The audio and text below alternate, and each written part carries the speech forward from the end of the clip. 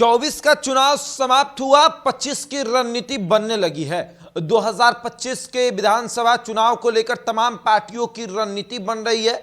रणनीति इस तरीके से कि बिहार में कौन राज करेगा, बिहार में किसकी सरकार बनेगी, महागठबंधन की सरकार या फिर एनडीए की सरकार, उसको लेकर रणनीति बन रही है। एनडीए की सरकार अभी बिहार में चल रही है। तेजस्वी यादव की तमाम जातीय रणनीति जो है वो बनकर तैयार हो चुकी है। समीक्षा बैठक समाप्त हो चुकी है और अब सभी पार्टियों की समीक्षा बैठक इस आधार पर हुई कि सहयोगी दलों का वोट हमें ट्रांसफर किस तरीके से हुआ है।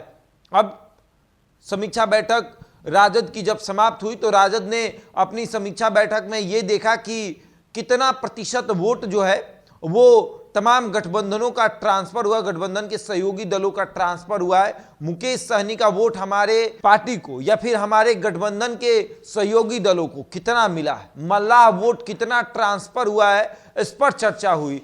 तो मल्लाह वोट पर जब चर्चा हुई तो पता चला कि मल्लाह वोट 0% ट्रांसफर हुआ है। मल्लाह वोट राजद को वोट किया ही नहीं। इसके पीछे कई कारण बताए जा रहे थे।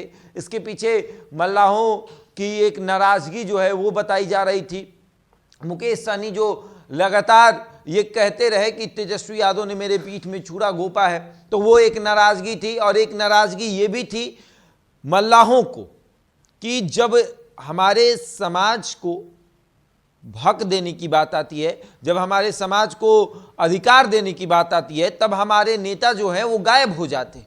3 टिकट मिला और उसमें से एक भी टिकट हमारे समाज के किसी भी नेता को नहीं दिया गया, बल्कि अपने पार्टी के लोगों को, कार्यकर्ताओं को नहीं दिया गया।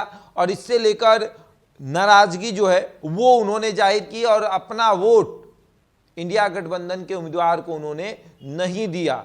चाहे मुजफ्फरपुर की बात करें जहां पर मल्लाहों की संख्या अच्छी खासी है, या फिर आप बात करें पूर्णिया की, आप बात करें तमाम उन जगहों पर जहां पर मल्लाहों की संख्या अच्छी खासी है, वो वोट ट्रांसफर कराने में असफल रहे। और ये साफ तौर पर दिखा कि किस तरीके से वोट ट्रांसफर नहीं हुआ है। अगर वोट ट्रांसफर हुआ रहता तो आज इंडिया गठबंधन की स्थिति कुछ और रहती।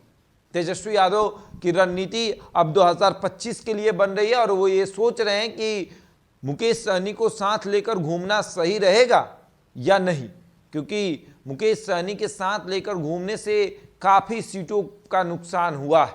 अगर वो साथ नहीं रहते तो शायद और भी सीटों पर हम जीत हासिल कर सकते थे, और भी सीटें हमारे पाले में आ सकती थी। लेकिन हमने मुकेश सहनी को साथ रखा और मिला क्या? कुछ नहीं। वो पर्स लेकर आए थे, हमने सोचा पर्स में वोट होगा, लेकिन पर्स में निकला कुछ नहीं। और अब बीच मझधार में मुकेश सहनी फंस चुके हैं। अब तेजस्वी भी उनको अपने साथ रखना नहीं चाहते हैं। आगे देखिए क्या होता है। बहरहाल इस खबर में इतना ही। बने रहे हमारे साथ और देखते रहे द इंडिया टॉप।